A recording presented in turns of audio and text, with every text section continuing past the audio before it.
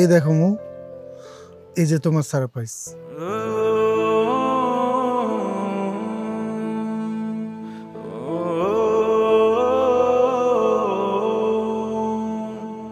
আমি তোমারে কইছিলাম না আমার সারপ্রাইজ দেখার পরে তুমি খুশিতে একদম পাগল হয়ে যাইবা। এইবার খুশি হয়েছো তো? যে মানুষটার জন্য তুমি দিনের পর দিন কান্না করতা, সেই মানুষটারে আমি তোমার সামনে হাজির করছি। যে মানুষটার জন্য তুমি কষ্ট পাইতা, আমার বিশ্বাস আজকের পর থেকে তোমার কষ্ট থাকবো না। এই মানুষটাই তো তোমার সামনে দাঁড়ায় আছে। মৌ, তুমি ঠিক আছো তো? কতদিন পর তোমাকে দেখলাম। আমি না তোমাকে অনেক খুঁজেছি, কিন্তু কোথাও পাইনি। সেদিন তোমাকে বাড়ি থেকে বের করে দেওয়ার পর থেকে আমি আমার ভুলটা বুঝতে পেরেছি। আমি তোমাদের বাড়িতেও গিয়েছিলাম,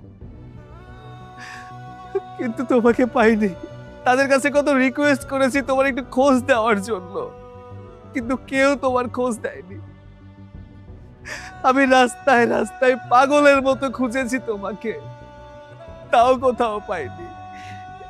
এই এই ভাইয়াটার সাথে আমার পরিচয় হয়, তারপর তোমার ছবি দেখাতেই আমাকে এখানে নিয়ে এসেছে। মো, আমি তোমাকে নিয়ে যেতে এসেছি, চলো আমার সাথে। আমি তোমার সাথে অনেক অন্যায় করেছি, অনেক অত্যাচার করেছি, আমি সবকিছু শুধরে নিতে চাই। চলো আমার সাথে, আমার সাথে চলো, আমি আমার সমস্ত কিছু শুধরে নেব। চলো আমার সাথে। আপনার তো সাহস কম না? আপনি একটা পরনারীর গায়ে এরকম ভাবে তার জামাইয়ের সামনে হাত ধরতেছেন। আর তুমি তুমি কেমন স্বামী? তোমার সামনে একটা পরপুরুষ আমার গায়ে হাত দিতেছে আর তুমি কিচ্ছু বলতেছো না? আরে তুমি এসব কি কইতেছো? উনি তো আমার স্বামী, তাই না? উনি আমার স্বামী ছিল, কিন্তু এখন উনি আমার স্বামী না। এখন তুমি আমার স্বামী, আর তোমার আমি অনেক ভালোবাসি। আরে তুমি কি ভুইলা গেছো উনি আমার সাথে কি করছিল? সামান্য কিছু যৌতুকের টাকার জন্য রাত বিরাতে আমার বাড়ির থেকে বের করে দিছিল। এতটা অমানুষও, আর তুমি ওরে নিয়ে আসছো আমার সারপ্রাইজ হিসাবে। আর কি বললা? আমি ওর জন্য কান্না করছি এতদিন? ওর মতো একটা জানোয়ারের বাচ্চার জন্য আমি কান্না করছি? কোনোদিনও না। আমি কান্না করছি আমার পছন্দের জন্য। আমি অনুতপ্ত যে ওর মতো একটা জানোয়ারের বাচ্চারে আমি আমার জীবনে জায়গা দিছিলাম, এই জন্য আমি কান্না করছি।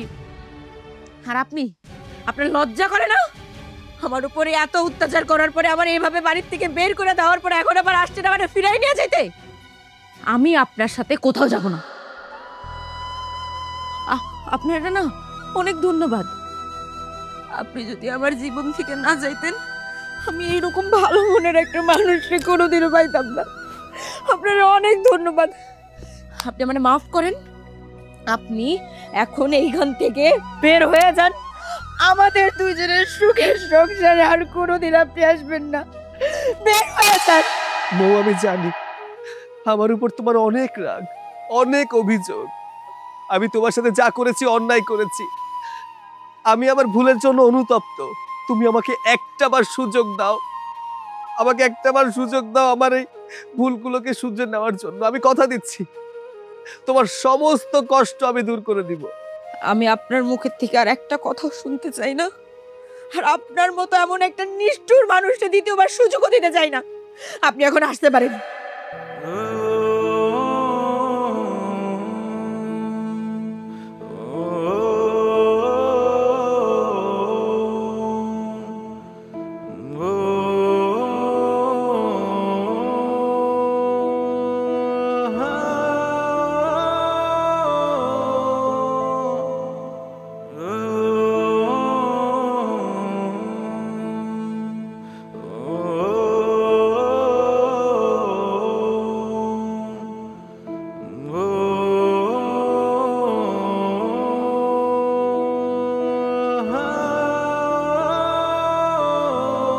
আমি তোমার এই কান্না সহ্য করতে পারি না।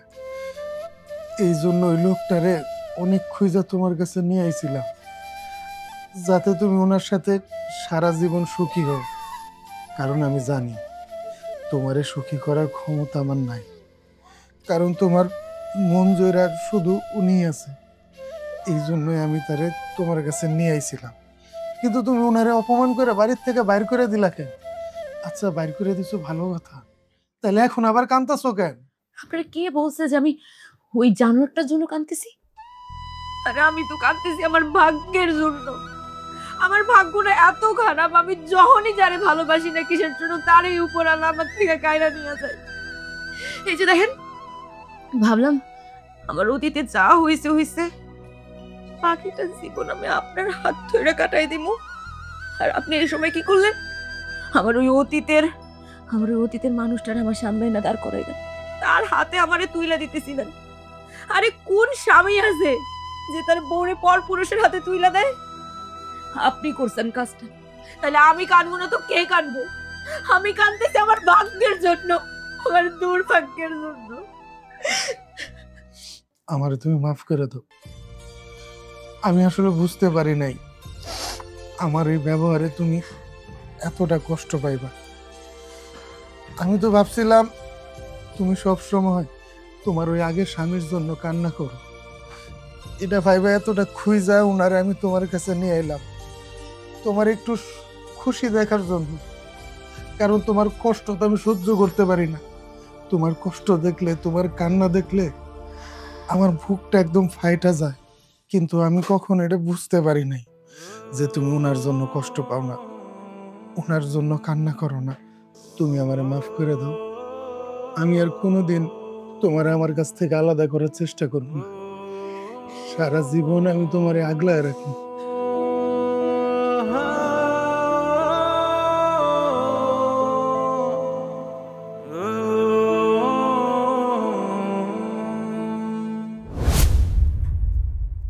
এই জমিদারের বেটি, তোর আমি কখন বলছি খাবার দেওয়ার কথা? এখনো খাবার রেডি হয়নি কেন? তুমি আমার কাছে খাবার কখন চাইলা?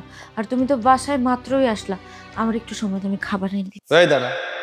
আচ্ছা আচ্ছা ঠিক আছে, আমার খাবার দরকার নেই, আমি পরে খাবার খাবো। আচ্ছা, তোকে বলেছিলাম বাবার বাড়ি থেকে আসার সময় টাকা নিয়ে আসবি, দে আবার টাকা দে। টাকা? আমি কোথা থেকে টাকা দিব? ওইটা আমার বাবার বাড়ি, ওইটা তো কোনো স্বর্ণের খনি না যেখান থেকে প্রত্যেক দিন একটু করে করে স্বর্ণ বিক্রি করবা তোমার টাকা এনে দিব। আমার পক্ষে আর টাকা এনে দেওয়া সম্ভব না। ওরে হারামজাদি, টাকা দিবি না? এই টাকা দিবি না, তোরে দিয়ে আমি কি করব? হ্যাঁ, তুই যে বসে বসে এই বাড়িতে খাস, টাকা ছাড়া কোত্থেকে খাবার আসে? তোকে ফ্রিতে বসে খাওয়াবো নাকি?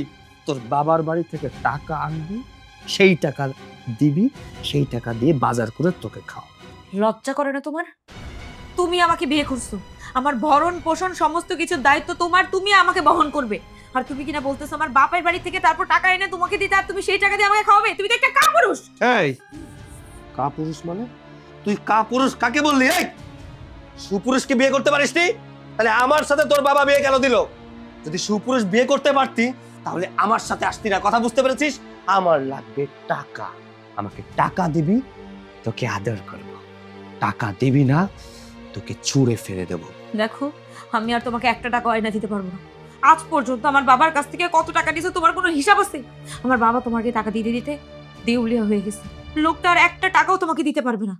আর এইরকম ভাবে দিনের পর দিন আমার বাবার রক্ত চোষা টাকা দিয়ে আমি তোমাকে খুশি করতে পারবো না।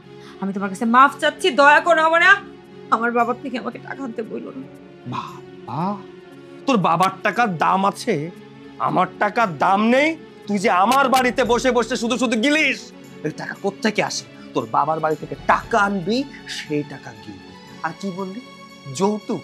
এই কিসের যৌতুক? হ্যাঁ, আচ্ছা আজকালকার দিনে তুই যৌতুকের কথা কেন বলছিস? শোন, তুই এই বাড়িতে থাকিস, এই যে খাট, এই যে টেবিল, ড্রেসিং টেবিলে যে তুই দেখিস তোর মুখটা, এটা কি তোর দেখতে হয় না? নাকি আমি দেখি? শুধু আমি থাকি এই খাটে? তুইও তো থাকিস। তাহলে বাবার টাকা নিয়ে আসবি, ওই টাকা দিয়ে মনে করে আমি গিফট কিনবো। সেটা কার জন্য?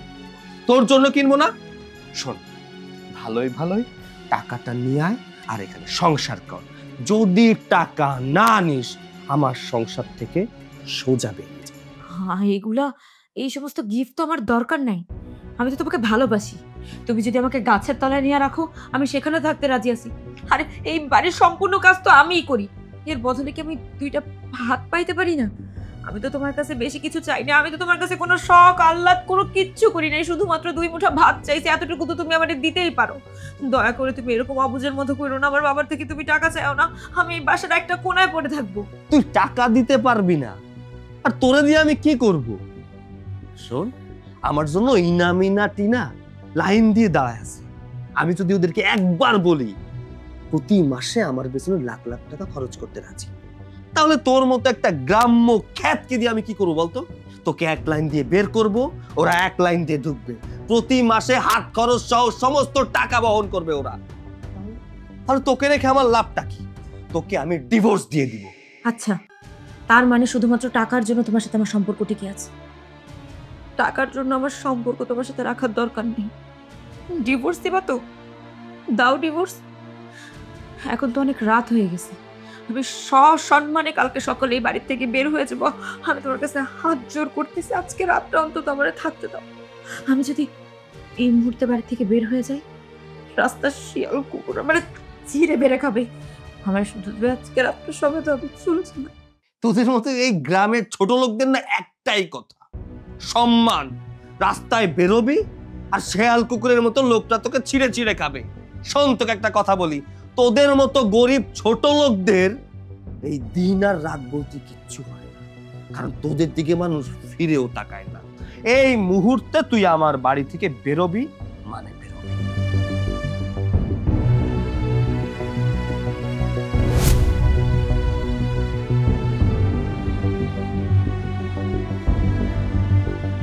সৈকত, কিরে বাবা, বছর তো অনেক হলো, বৌমার জন্য তুই আর কত অপেক্ষা করে তুই তোর জীবনটা নষ্ট করবি?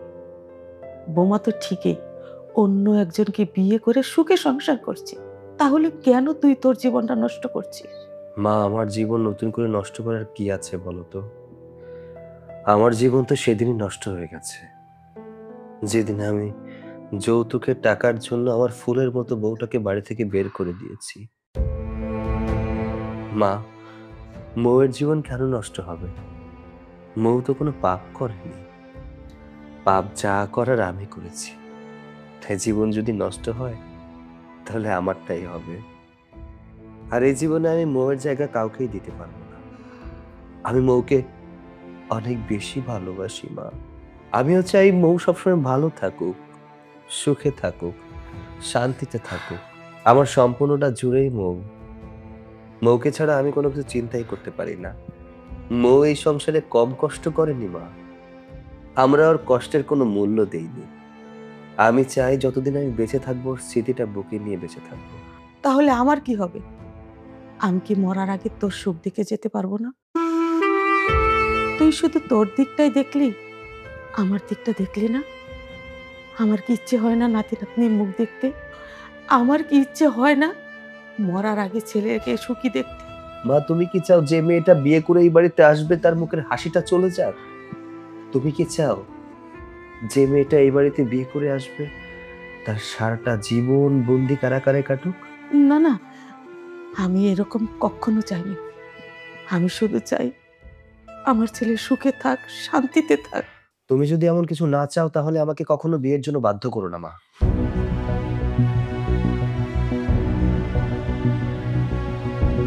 আমি সত্যি পাপ করেছি, আমি পাপী।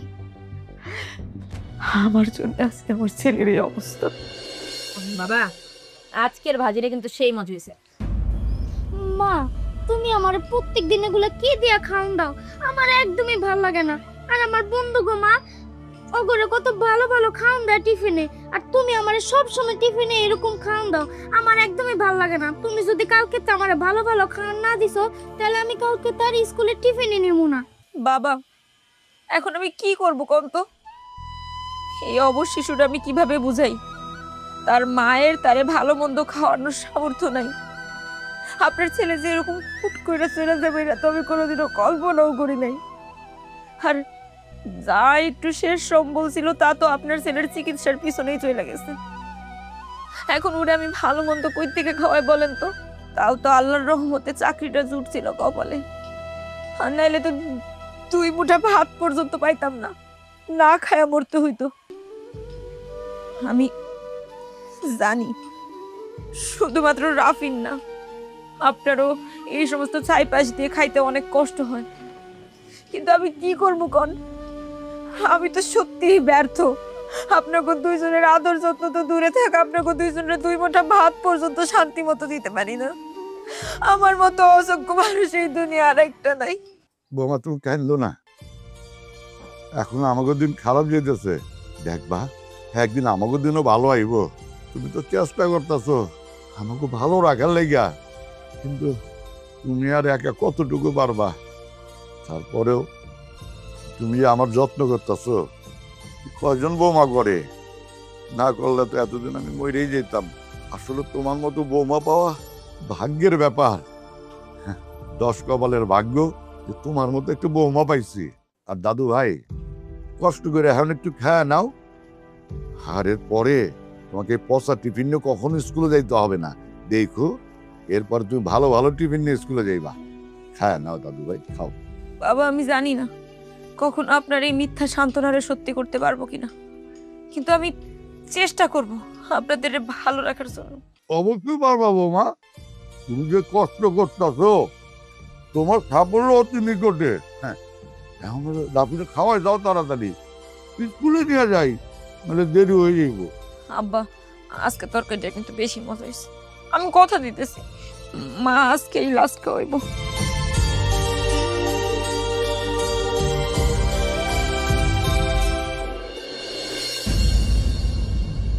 বৌমা, রাফি কি ঘুমাইছে? অনেক আগেই ঘুমাইছে বাবা, আপনি কি কিছু বলবেন? কল লাগিয়ে তো এতক্ষণ এনে বয়ে রয়েছি।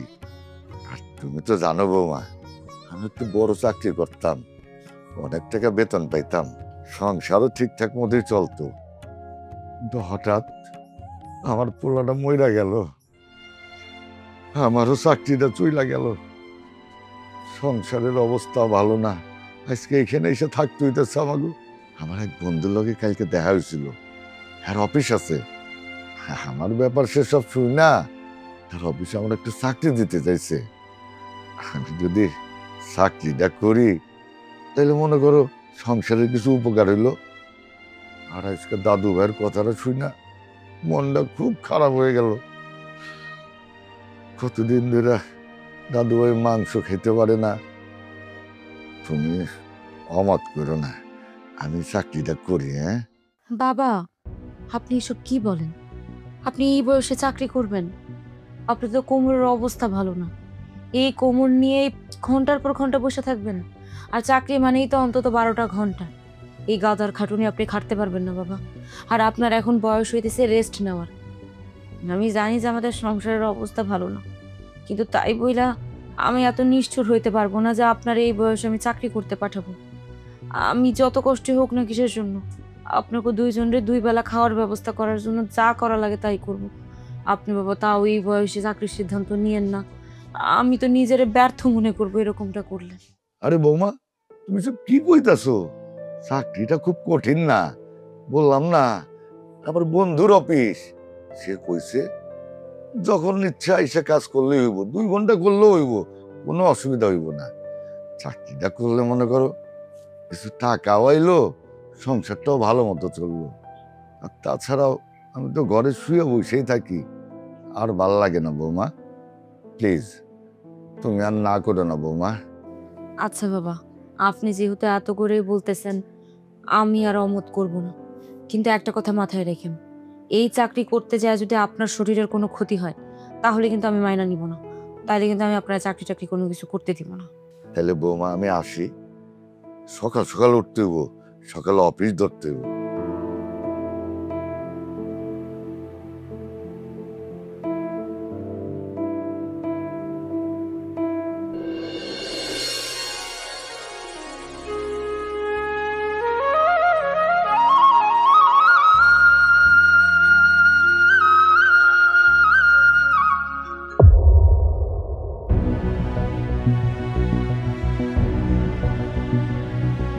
এ কি, ওই লোকটারে বাবার মতো দেখা যাইতেছে না?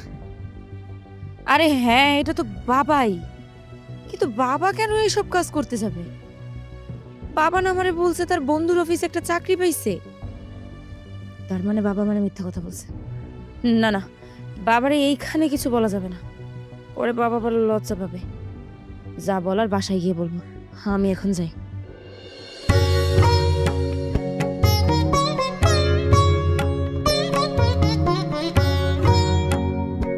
বৌমা, বৌমা,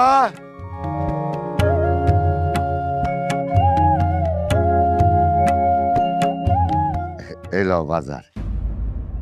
এ কি বাবা, আপনি তো আমারে বলছিলেন যে আপনি একটা কোম্পানিতে জব পাইছেন, তাহলে আপনি এতগুলো জিনিসপত্র কিভাবে আনলেন? আমি যতটুকু জানি কোম্পানিতে জবের প্রথম দিনই তো আর অ্যাডভান্সের টাকা দিয়ে দেয় না। সত্যি করে বলেন তো, আপনি এগুলো কোথা থেকে আনছেন? বৌমা, তোমারে করছিলাম না, আমি জেনে চাকরি করি, ওইটা আমার বন্ধুর অফিস, আমার ব্যাপারে সব জানে, তাই আমারে কিছু অ্যাডভান্স দিছিল। ওই টাকা দেয়া আমি বাজারগুলি করছি। নাতি কইছিল মাংস খাইব, চকলেট খাইব, তখন তো আমার কাছে টাকা আসিল না, তাই বাজার করতে পারি নাই। এখন টাকা আইছে, তাই এগুলি কিনে আনছি। এখানে মাংস আছে, আর দাদু ভাই এই যে তোমার লেগে চকলেট। এইবার তুমি খুশি তো? হ্যাঁ, খুশি হইছি। বাবা, আপনি আমার চোখের দিকে তাকায় বলেন তো, আপনি কি সত্যি চাকরির টাকা দিয়ে এগুলো আনছেন, নাকি অটো গাড়ি চালায় তারপরে সেই টাকা দিয়ে এগুলো কিনে নিয়ে আসছেন? বোমা, তুমি এটা কি কইতাছো? আমি অটো চালা ইনকাম করুম কেন? বাবা, আমি যা বলতেছি একেবারে ঠিক বলতেছি। আজকে আমি যখন বাসায় ফিরতেছিলাম, তখন আমি নিজের চোখে দেখছি যে আপনি অটো রিক্সা চালাইতেছেন। আপনার ছেলে মরে যাওয়ার আগে আপনাদের দুইজনের দায়িত্ব আমার ঘাড়ে দিয়ে গেছে, আর আমি তারে কথা দিছিলাম যে আমি তার দায়িত্ব অক্ষরে অক্ষরে পালন করব। কিন্তু আমার তো মনে হইতেছে আমি এখন বউ হিসাবে ব্যর্থ। আমি আমার দায়িত্ব ঠিকভাবে পালন করতে পারি নাই। আমি যদি আমার দায়িত্ব ঠিকভাবে পালন করতে পারতাম, তাইলে হয়তো বা আজকে আপনারা ঠেলা গাড়ি চালাইতে হইতো না। এই দিন দেখার আগে অন্তত আল্লাহ আমার উপরে উঠাই নিয়ে গেল না কেন? আমার মরণ হইল না কেন? বৌমা, এইভাবে করো না। তুমি তো তোমার কথা রাখার চেষ্টা করতেছো, কিন্তু তুমি এত কষ্ট করে আমাকে চালাইতেছো, আমি বাপ এটা দেখে কি আপনি সহ্য করি? মাইয়া হয়ে বাইরা হার ভাঙা কষ্ট করে আমাকে চালাইতেছো, আর আমি ঘরে বয়ে থাকুম? এইটা হয় না বৌমা। তাই আমি গেছিলাম অটো চালাইতে। বাবা যদি মায়ের পাশে খাড়াইবার পারি, তাইলে তো আমার কষ্টটা সার্থক। বাবা, আপনার এই বয়সে এইভাবে আমার পাশে দাঁড়াইতে হবে না। আমি শুধুমাত্র চাই আপনার স্নেহের হাতটা আমার মাথার উপর থাকুক। আপনি বিশ্বাস করেন, আমি আমার সমস্ত দায়িত্ব খুব ভালোভাবে পালন করব। আপনি শুধুমাত্র আমার জন্য একটু দোয়া করেন। আর আজকের পর থেকে যদি আমি আপনার কোনোদিনও দেখছি আপনি এই সমস্ত কাজকর্ম করছেন, আমার থেকে কিন্তু কেউ খারাপ হইবে না বলে দিলাম। চলেন ঘরে চলেন, চলো।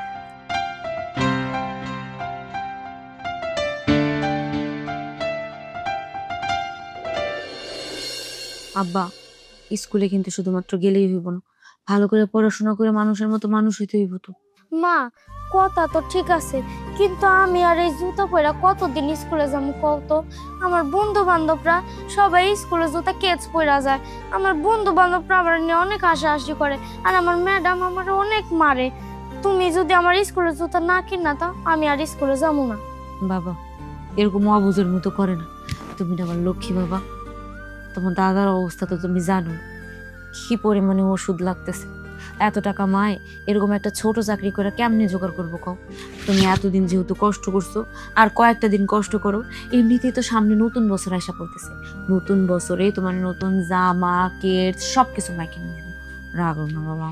মা, তুমি তো শুধু মুখেই কথা কও, তুমি আমার সবসময় কও তুমি আমার জামা প্যান্ট জুতা এগুলো কিনা দিবা, কিন্তু তুমি তো দাও না। আর আমার বন্ধু গো মায় বাপ ও ঘরে ঘুরতে লয়ে যায়, আমার বাপও না আমার কেউ ঘুরতেও লয়ে যায় না, আমি গেলাম। বাবারে, তোরে কেমনে বুঝাই, তোর মুখে 2 মুঠা ভাত তুলে ওঠাতে জন্য কি না করি আমি।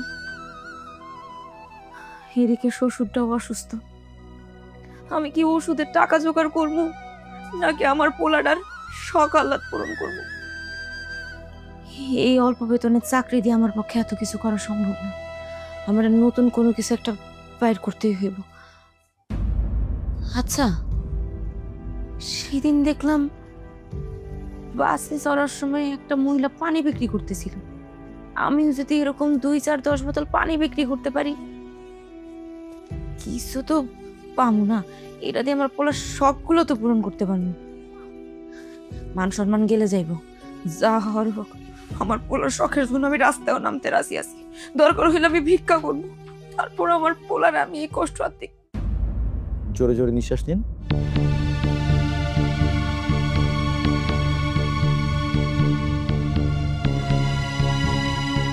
ডক্টর সাহেব, আমার মায়ের কি হয়েছে? আমার মা তো একদম সুস্থ ছিল, হঠাৎ করে অসুস্থ হয়ে গেল কেন? কি হয়েছে ডাক্তার, বলুন। মিস্টার সৈকত, একটু বাইরে আসবেন? হ্যাঁ চলুন। ডক্টর সাহেব, কি ব্যাপার? আপনি আমাকে এখানে ডেকে কেন আনলেন? মায়ের কি কোনো সিরিয়াস অবস্থা? মায়ের সামনে বলতে পারলেন না, আমাকে আলাদাভাবে বলছেন। আচ্ছা ডক্টর সাহেব, যদি আমার মায়ের কোনো সমস্যা হয়েও থাকে, কই কখনো তো বুঝতেও পারেনি যে মায়ের কোনো সমস্যা হয়েছে। মা তো একদম সুস্থ। কি হয়েছে ডক্টর, আমাকে বলুন তো। আসলে সৈকত সাহেব, আপনি হয়তোবা দেখছেন আপনার মা সম্পূর্ণরূপে সুস্থ, এর কারণ হয়তোবা আপনার মা কখনোই তার অসুবিধার কথাগুলো আপনাকে বলেনি, কিন্তু আপনার মার মধ্যে দিয়ে কি যাচ্ছিল সেটা শুধুমাত্র আপনার মাই জানে। 99% ক্যান্সারের পেশেন্টদের বাইরে থেকে দেখলে বোঝাই যায় না যে তাদের ভিতরে এমন ভয়াবহ এক মরণ ব্যাধি বাস করছে। হয়তোবা ছোট কোনো রোগের পরীক্ষা করাতে গিয়ে ক্যান্সারটি ধরা পড়ে, আর ততদিনে অনেক দেরি হয়ে যায়, কিছুদিনের মধ্যেই তারা পৃথিবী ছেড়ে চলে যায়। আপনার মার সাথে ঘটনাটাও একই ঘটেছে। তিনি তার ক্যান্সারের লাস্ট স্টেজে আছেন। হয়তোবা তিনি এতদিন বুঝতে পারেননি যে তার ভিতরে এত বড় এক মরণ ব্যাধি আছে। সমস্যাটা গুরুতর হয়ে যাওয়ায় তিনি বিছানা নিয়েছেন। না না ডক্টর, এটা হতে পারে না। আমার মায়ের ক্যান্সার হতে পারে না। ডক্টর সাহেব, যত টাকা লাগে আমি দেব, মায়ের চিকিৎসার ব্যবস্থা করুন প্লিজ। সরি মিস্টার সৈকত, এখন যদি আপনার মার চিকিৎসার জন্য কোটি কোটি টাকাও ঢালেন তাহলেও কোনো লাভ নেই, কারণ তিনি তার রোগের লাস্ট স্টেজে চলে এসেছে। এখন তার জন্য আপনি সর্বোচ্চ একটা কাজই করতে পারেন, যতদিন তিনি বেঁচে আছে তাকে হাসি মুখে রাখা। আসি।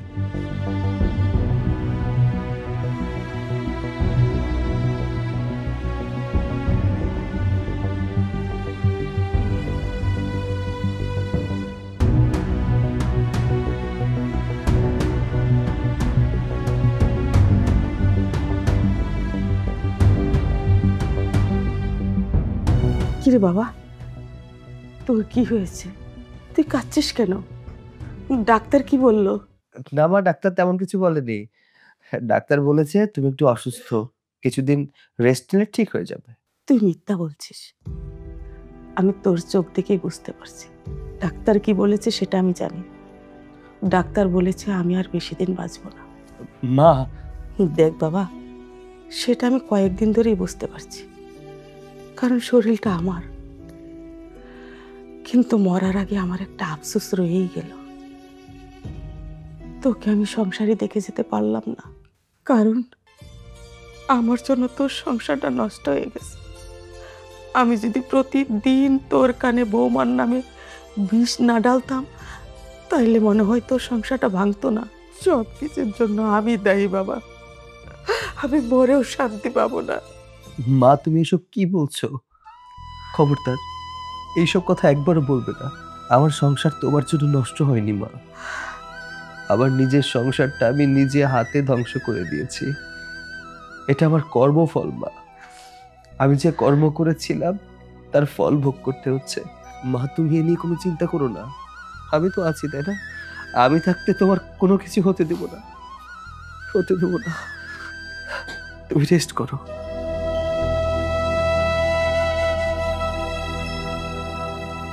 এই পানি লাগবে নাকি? পানি আছে, চিপস আছে। ওই যে একটা সাহেব দেখি দাঁড়ায় আছে, যা জিজ্ঞেস করি। একটা পানির বোতল যদি নেয়, বেচা কেনা তো সেরকম কিছুই নেই।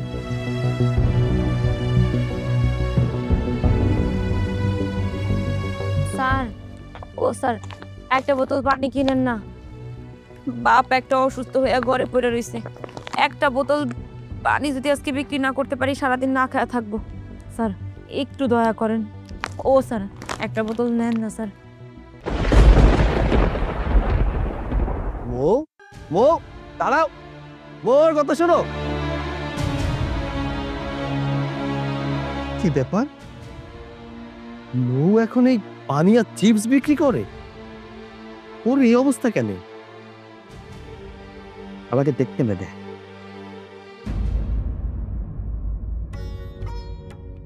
বাবা, ওঠো। ইস, সারাদিন রোদে খুলে খুলে চেহারাটার অবস্থা করছি। শোনো, মা বাইরে যেতেছে, এই মালগুলা বিক্রি করে আইসা পড়বো। তুমি কিন্তু এই দূরে টুরে কোথাও যাবে না, ঠিক আছে?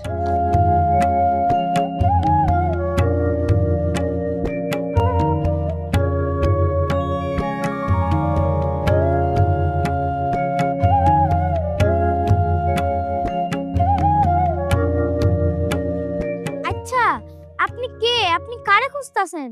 এইমাত্র চিপস আর পানি নিয়ে যে মানুষটা বেরিয়ে গেল, আমি তার সাথে দেখা করতে এসেছি। ও, তার মানে আপনি আমার মার কাছে আইছেন। কিন্তু আপনি আমার মার কাছে কিনলে গাইছেন, আর আপনারে তো কোনোদিন আমগো বাড়িতে আইতে দেখি নাই। কি, মৌ তোমার মা? তুমি মৌয়ের ছেলে? হ, কিন্তু আপনি আমার মার নাম কেমনে জানছেন? দাদু, দাদু, এই দেখো কে জানি আইছে। ডাক্তার সুস্কেন দেখো কে জানি আইছে। কিসে? আপনি কে? আপনারে তো চিনলাম না। আপনি কার কাছে আইছেন? আঙ্কেল, আপনি আমাকে চিনবেন না। আমি আপনার ছেলের বন্ধু ছিলাম। আমি বেশ কয়েক বছর বিদেশে ছিলাম, এর জন্য রবিনের সাথে যোগাযোগ করতে পারিনি। আমি দেশে ফিরে শুনলাম আপনাদের যে আগের বাড়িটা ছিল সেটা বিক্রি করে আপনারা কোথাও চলে গেছেন, মানে এখানে চলে এসেছেন। আমি যতটুকু জানতাম আপনাদের অবস্থা তো খুব একটা খারাপ ছিল না। তাহলে বাড়ি বিক্রি করার কি প্রয়োজন হলো? তাছাড়া বাড়ি বিক্রি করে আপনারা এখানে কেন আছেন? রবিন কোথায়? রবিনকে তো দেখতে পাচ্ছি না। যেহেতু তুমি দেশের বাইরে ছিলা, অনেক কিছু জানো না। তুমি ঠিকই কইছো, আমাদের আর্থিক অবস্থা এত খারাপ আছিল না। হঠাৎ একটা তুফান এসে আমার পোলাটারে নিয়ে যায়, আমাদের আর্থিক অবস্থা একদম নিঃস্ব করে দেয়া যায়। এখন আমরা পথের ফকির হয়ে গেছি বাবা। আঙ্কেল, আপনি এসব কি বলছেন আমি সত্যিই বুঝতে পারছি না। একটা তুফান এসে আপনার ছেলেকে নিয়ে গেছে, আপনাদেরকে পথের ফকির বানিয়ে দিয়ে গেছে, এর মানেটা কি আমাকে একটু বুঝিয়ে বলুন। মানে কি শুনতে চাও?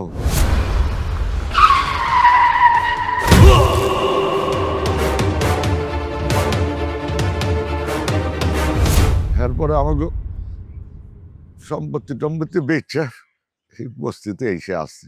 আপনি সব কি বলছেন আঙ্কেল? হ্যাঁ বাবা, ঠিকই কইতাছি। আমার রবিন কালে বইরা যায় নাই, আমাকে নিঃস্ব করে দিয়ে গেছে বাজার। আচ্ছা আঙ্কেল, একটু আগে একটা মেয়ে বেরিয়ে গেল, হাতে চিপস আর পানি ছিল। মেয়েটা কে?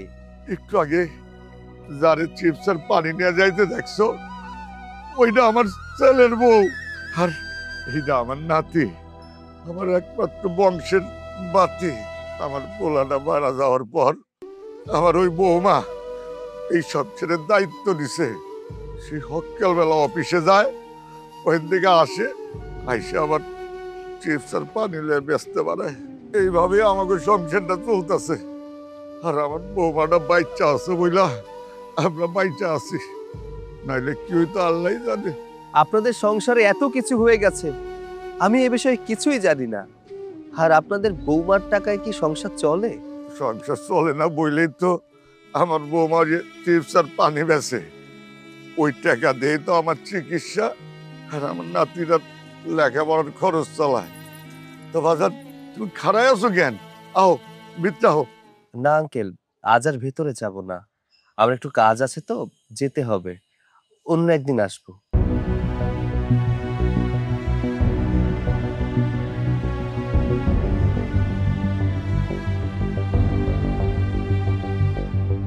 কিরে বাবা, তোর কি হয়েছে? দুপুরবেলায় এসেই মন খারাপ করে বসে আছিস। তোকে তো আগে কখনো এভাবে মন খারাপ করে বসে থাকতে দেখিনি। কিরে, তোর শরীর ঠিক আছে? মা, আমি একদম সুস্থ আছি, আমার কোনো সমস্যা নেই। কিন্তু আজকে আমি নিজের চোখে যা দেখলাম, নিজের কানে যা শুনলাম, তাতে আমি নিজেকে ঠিক রাখতে পারছি না। মা, কি দেখেছি জানো?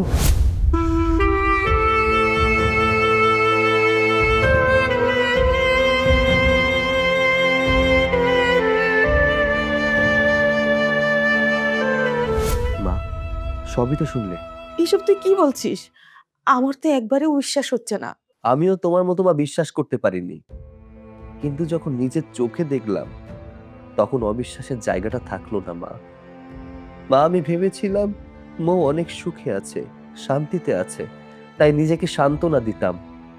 কিন্তু যখন নিজের চোখে দেখলাম ওর অবস্থান, তখন মনে হচ্ছিল আমার জন্য, আমার কৃতকর্মের জন্য আজকে ওকে এই ফল ভোগ করতে হচ্ছে মা। মৌয়ের জীবনটা একদম নষ্ট হয়ে গেছে মা, এর জন্য আমিই দায়ী। তোর মুখে এসব কথা শুনে আমার এই বুকের ভিতরটা কি যে যন্ত্রণা হচ্ছে সেটা তোকে আমি বলে বোঝাতে পারবো না বাবা। মেয়েটার সাথে তো আমি আর কম অন্যায় করিনি, অনেক অন্যায় করেছি। জানি না মেয়েটা আমাকে ক্ষমা করবে কিনা, কিন্তু আমার কি মনে হয় জানিস, ওর এই দুঃখের সময়, ওর এই কষ্টের সময় আমার ওর পাশে গিয়ে একটু দাঁড়ানোর দরকার। বাবা, তুই আমাকে বৌমার কাছে নিয়ে যাবি, আমি মরার আগে বৌমার কাছে গিয়ে ক্ষমা চেয়ে কিছুটা পাপ মোচন করতে চাই। তুমি সত্যি বলছো মা? তুমি মৌয়ের কাছে যাবে? হ্যাঁ বাবা, আমি যে বৌমার কাছে পাপ করেছি তার সংশোধনের জন্য তো আমাকে যেতেই হবে। শোন, তুই কিন্তু আমাকে কালকেই নিয়ে যাবি। আচ্ছা ঠিক আছে মা, তাহলে কালকে আমি তোমাকে মৌয়ের বাসায় নিয়ে যাব। এসো মা, এসো। দেখো, এইখানে মৌ থাকে, ওকে ডাক দাও। ঠিক আছে। মৌ, মৌ।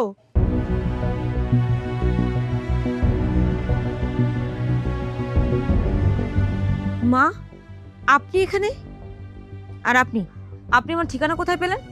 আপনাকে না আমি বলেছি আপনি আমার চোখের সামনে আসবেন না, তারপর আপনি আমার চোখের সামনে আসলেন কেন?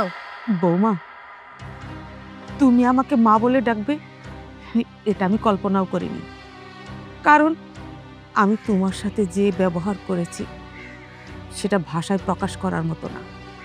আমি জানি আমার আচার ব্যবহার তুমি কোনোদিন ভুলবেও না, আমাকে ক্ষমাও করবে না।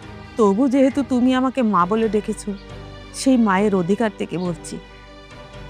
আচ্ছা বৌমা, আমরা সব কিছু ভুলে গিয়ে আগের মতো একসাথে থাকতে পারি না? মা, আপনার কি মাথা ঠিক আছে? আপনি কি পাগল হয়ে গেছেন নাকি? আমার বিয়ে হয়েছে, আমার সংসার আছে, আমার বাচ্চা আছে, আর এখন আপনি এসে আমাকে বলতেছেন যে এইসব সম্ভব কিনা? আপনি কি বলেন এগুলা? বৌমা, আমি পাগল হইনি।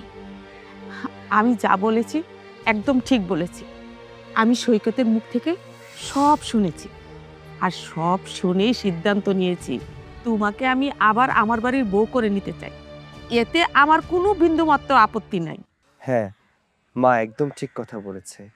তুমি যেমন এই বাড়িতে তোমার শ্বশুর আর ছেলেকে নিয়েছিলে, তুমি যেমন দায়িত্ব নিয়েছিলে, ঠিক তেমনি আজ থেকে তোমাদের সবার দায়িত্ব আমি নিলাম। আমি আমার ভুলের মাসুল দিয়েছি, বাকিটা জীবন না হয় তোমাদেরকে নিয়ে কাটালাম, এতে আমার কোনো আপত্তি নেই। আপনার আপত্তি না থাকলেও আমার আপত্তি আছে, কারণ এখন আমার ছেলে আছে, আমার বাবা আছে, এদেরকে রেখে এখন আমি এই সমস্ত জিনিসে যেতে পারবো না। আর এই সমস্ত কথাবার্তা বলে আমাকে উত্ত্যক্ত করে সময় নষ্ট না করে আপনি এখন এখান থেকে যান তো। আর আমি এখনো আপনাকে অনেক সম্মান করি, আর এই জন্যই বলতেছি আপনি ভালো ভালো এখান থেকে চলে যান। আর মাকে আপনি কেন এখানে নিয়ে এসেছেন এটাও আমি জানি। মাকে আপনি এখানে নিয়ে আসছেন যাতে আমার উপর দয়া দেখাতে পারেন, তাই না? শুনুন, আমি কোনো দয়ার পাত্র না, আর আমি কোনো দয়া নিবও না। আপনি এখন দয়া করে এখান থেকে চলে যান। এসব কথা আমার বাবা জানতে পারলে অনেক বেশি কষ্ট পাবে। দয়া করে। বৌমা, আমার কষ্ট পাওয়ার কোনো কারণ নাই। সৈকত বাবা আমারে আগেই ফোনে জানাইছিল। আর মানুষ তো ভুল করবই, এই ভুল শুধরানোর সুযোগ চাইলে সুযোগটা দিতে হয়। আমিও অনেক দিন ধরে চাইতেছিলাম তুমি নতুন সংসার করো, নতুন জীবন গড়া তোলো, কিন্তু তুমি আমার কথা শোনো নাই। আমিও মনে মনে খুঁজতেছিলাম একটা সঠিক লোকের হাতে, যদি তোমারে আর আমার নাতি ভাইরে তুলে দিতে পারি তাহলে মইরাও শান্তি পাইতাম। আর সৈকত বাবা সেই সঠিক লোক, তুমি অমত করো না বৌমা। তোমার কথা নয় বাদই দিলাম, নাতি ভাইটার কথা চিন্তা করে দেখো, ওর ভবিষ্যৎটা দেখো। এই কথা চিন্তা কইরা তুমি সৈকত বাবার কথাটা মাইনা নাও। মা, মা আমি বাবার লগে থাকতে চাই, আমার বন্ধুগো মতো আমি আমার বাবার হাত ধরে স্কুলে যাইতে চাই। ঠিক আছে বাবা, তোর সুখের জন্য আমি সবকিছু করতে পারি। তুই যেহেতু চাইতেছস, আমার তাহলে কোনো আপত্তি নেই। তাইলে তো হয়ে গেল।